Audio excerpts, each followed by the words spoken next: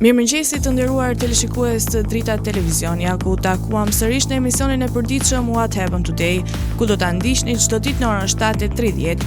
Data sot shënon 3 maj dhe ne kemi përgatitur për ju disa informacione të cilat lidhen pikërisht me këtë datë. Ju ftoj që t'i ndiqni.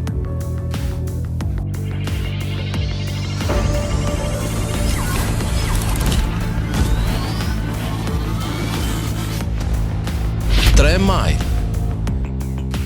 Ngjarje. 1494, detari spanjoll Cristoforo Colombo zbuloi një ujdes të cilën më vonë quajti Jamaika. 1841, Zelanda e Re shpallet koloni britanike.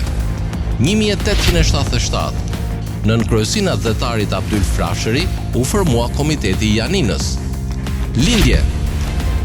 1928, lindi Musa Gashi, geograf shqiptar. 1931, lindi Ekrem Urtezaj, akademik shqiptar.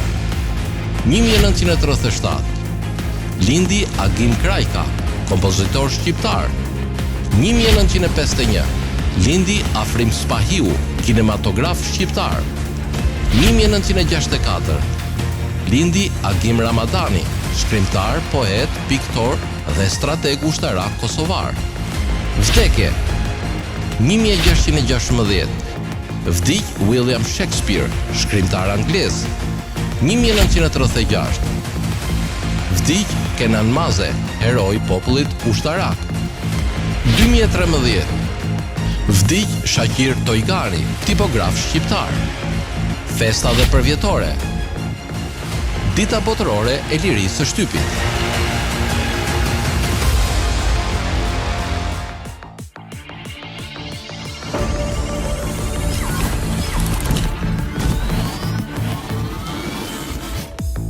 Sot kemi përgatitur biografinë e Abraham Lincoln, i cili ishte presidenti i Shteteve të Bashkuara. Ai e udhëhoqi vendin e tij përgjatë luftës civile.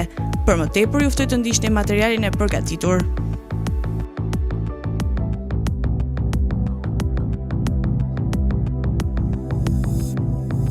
Abraham Lincoln ishte një avokat, politikan dhe burr shteti amerikan që shërbeu si presidenti 16 i Shteteve të Bashkuara nga viti 1861 deri në vrasjen e tij 1865.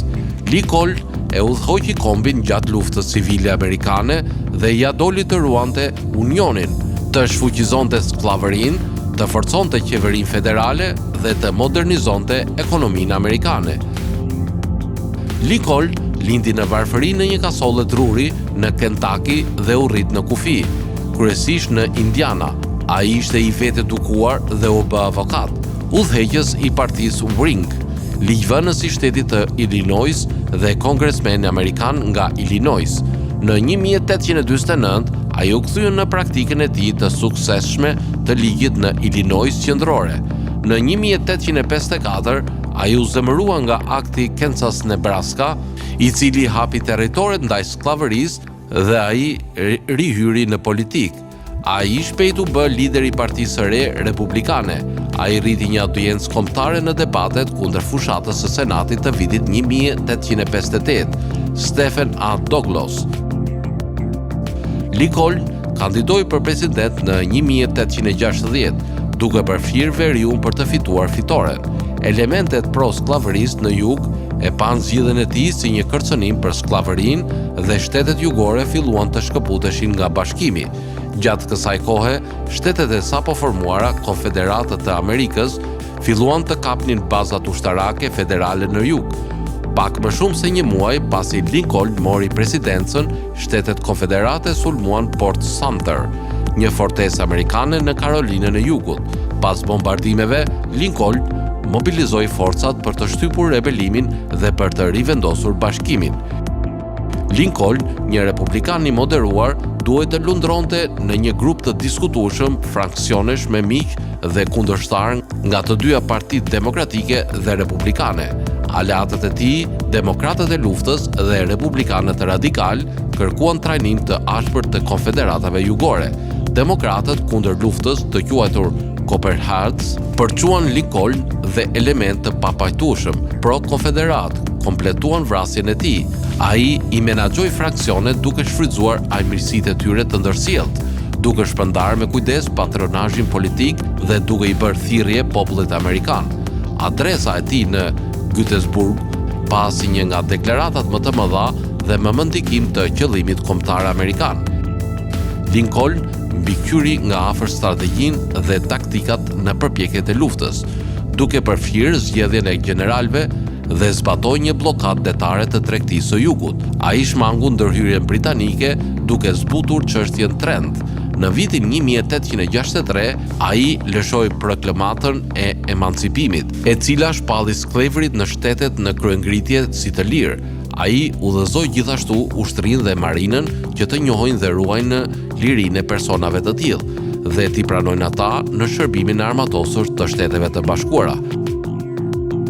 Lincoln gjithashtu u bëri presion shteteve kufitare për të nxjerrë jashtë ligjit skllavërinë dhe ai promovoi amendamentin e 13 të Kushtetutës së Shteteve të Bashkuara, i cili pas ratifikimit të tij shfuqizoi skllavërinë.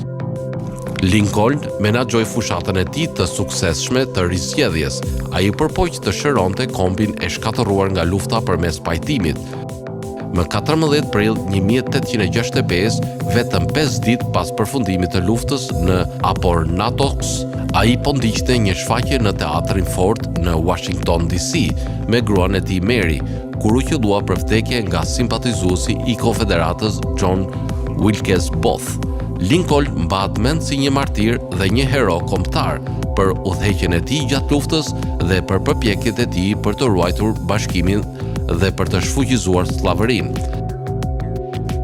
Lincoln shpesh renditet si në sondazhet e njohura, ashtu edhe nga studiusit si presidenti më i madh në historinë amerikane.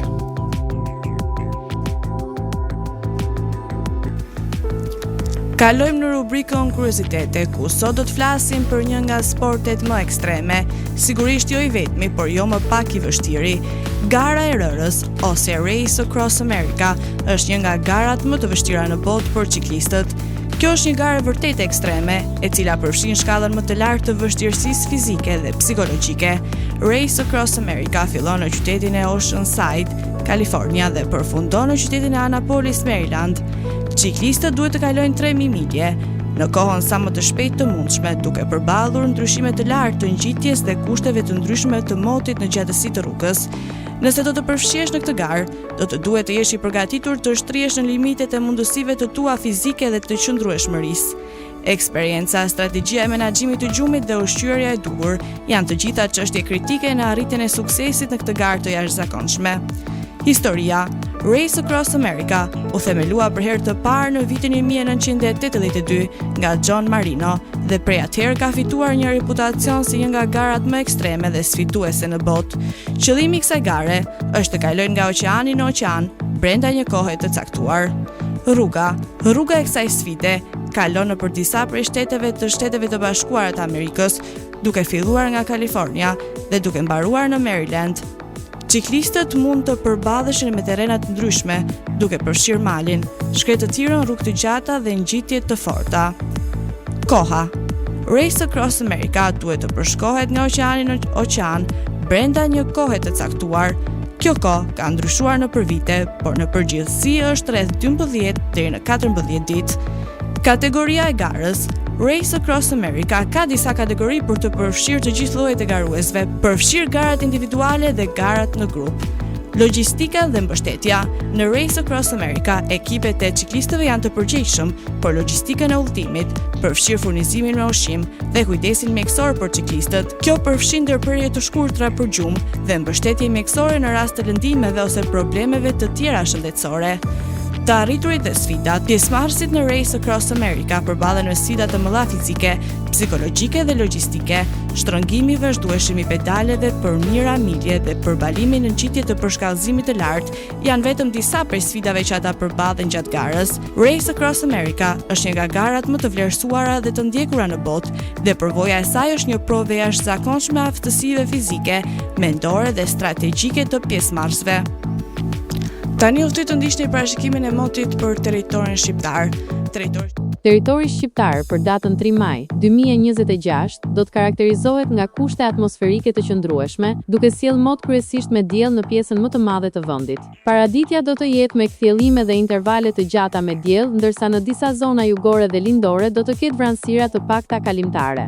Edhe gjatë pasdites moti do të mbetet i qëndrueshëm dhe i kthjellët. Temperatura minimale pritet të zbresë deri në 3 gradë Celsius, ndërsa ajo maksimale do të arrijë deri në 21 gradë Celsius. Gjatë ditës priten rreth 8 deri në 10 orë me diell. Era do të fryejë lehtë nga drejtimi veriperëndimor me shpejtësi 2 deri në 4 metra për sekond. Deti do të ketë dallgëzim të ulët rreth 1 deri në 2 ball. Indeksi ultraviolet për Tiranën pritet të jetë mesatar rreth 6. Sipas të dhënave astronomike, lindja e diellit në Tiranë do të jetë rreth orës 5:29 minuta, ndërsa perëndimi rreth orës 19:47 minuta. Temperaturat minimale dhe maksimale për disa qytete kryesore të Shqipërisë do të jenë si më poshtë. Shkodër 10 deri në 19 gradë Celsius. Kukës 6 deri në 14 gradë Celsius. Peshkopi 5 deri në 13 gradë Celsius. Tiranë 11 deri në 20 gradë Celsius. Durrës 11 deri në 21 gradë Celsius. Kavaj 9 deri në 20 gradë Celsius. Elbasan 10 deri në 19 gradë Celsius. Berat 9 deri në 19 gradë Celsius. Korç 3 deri në 10 gradë Celsius. Vlorë 12 deri në 20 gradë Celsius. Gjirokastër 7 deri në 17 gradë Celsius. Sarandë 10 deri në 20 gradë Celsius. Territori i Kosovës për ditën e Territori i Kosovës për datën 3 maj 2026 do të karakterizohet nga mot relativisht i qëndrueshëm me alternime mes diellit dhe vranësirave të pakta. Paraditja dhe pasditja do të kenë intervale me diell dhe vranësira kalimtare pa rreshje të theksuara. Temperatura minimale pritet të zbresë deri në 1 gradë Celsius, ndërsa ajo maksimale do të arrijë deri në 16 gradë Celsius. Era do të fryejë lehtë nga drejtimi veriperëndimor me shpejtësi 2 deri në 4 metra për sekond. Indeksi ultraviolet për Prishtinën pritet të jetë mesatar rreth 5. Sipas të dhënave astronomike, lindja e diellit në Prishtinë do të jetë rreth orës 5:20 minuta, ndërsa perëndimi rreth orës 19:44 minuta. Temperaturat minimale dhe maksimale për disa qytete kryesore të Kosovës do të jenë si më poshtë. Mitrovic 2 deri në 14 gradë Celsius. Podujev 1 deri në 12 gradë Celsius. Skënderaj 2 deri në 14 gradë Celsius. Pej 4 deri në 14 gradë Celsius. Prishtinë 2 deri në 13 gradë Celsius. Gjakov 6 deri në 16 gradë Celsius. Malishev 4 deri në 14 gradë Celsius. Gjilan 2 deri në 15 gradë Celsius. Ferizaj 4 deri në 14 gradë Celsius. Kaçanik 3 deri në 13 gradë Celsius. Suharek 4 deri në 15 gradë Celsius. Prizren 5 deri në 13 gradë Celsius. Të nderuar teleshikues të Drita Televizion, kjo ishte gjithçka e përgatitur për emisionin e ditës së sotme. Do të shihemi sërish nesër në po të njëjtin orë. Për më tepër ju ftoj të ndiqni programacionet e Drita Televizion. Mos harroni të na ndiqni edhe në rrjetet tona sociale, TikTok, Instagram, Facebook dhe Twitter. Për të rrjetet më të fundit vizitoni faqen tonë zyrtare drita.tv.